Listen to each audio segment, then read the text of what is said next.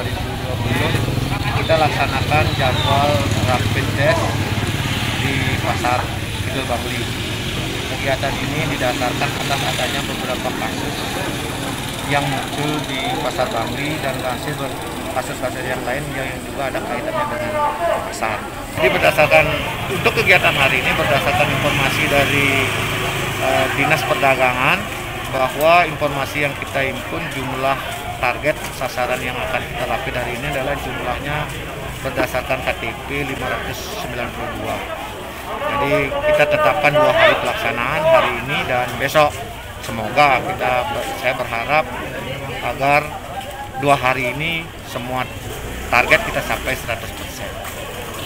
Sementara informasi dari Dinas Perdagangan untuk pelaksanaan pasar sampai dengan hari ini masih berjalan seperti untuk pasar lain masih kita evaluasi hasil dari sini dulu.